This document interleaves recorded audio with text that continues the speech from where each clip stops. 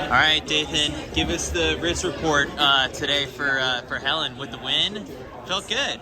It's a pretty good run on a day like today. I mean, course record and kind of just, I tell her not to push it, but I know she will. But she was kind of chilling early, I think, and kind of told her wait to come off the bridge when it gets a little flatter, kind of make that flat stretch fast, and she did, and that was kind of where it broke open. And she looked really good from there on out. I think she was well under. I think she was 66 mid pace for a long time, and then the back 3 miles of this course is pretty hard, but she looked really good coming in, and so really happy with how she ran today. Yeah, it was a great run. So training, everything's been going super well since New York, basically. I mean, she ran, 2 half marathons since then, and both really good? Both half marathons really good. I think, she's just we're getting used to a different amount of training, stuff that maybe we weren't able to do before New York, and she's done a lot of runs at, a lot of 35 to 40K runs, and so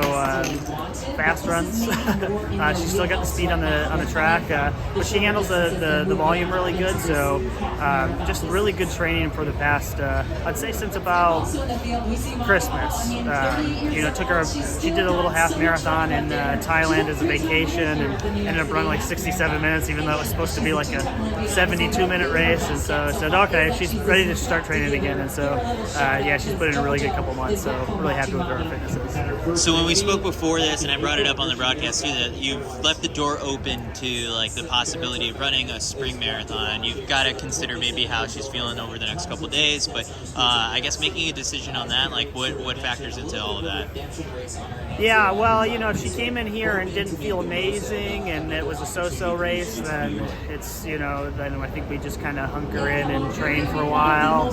We're going to have to still see how it goes over the next, 3-4 days. I'll regroup with Ricky and just see if we push harder on the marathon front right now, because we have prepared her to do it. She's ready to run one in 3 to 4 weeks. So I think she's a lot further along in her development of that.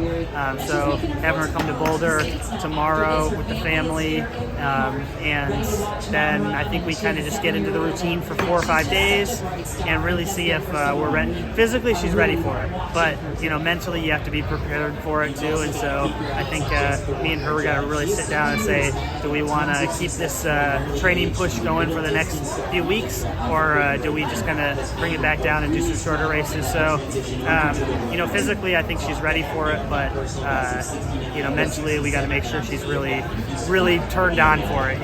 Marathon's not something you can just go into and just hope to do well. So physically she's ready, but we'll see where she's at mentally this week.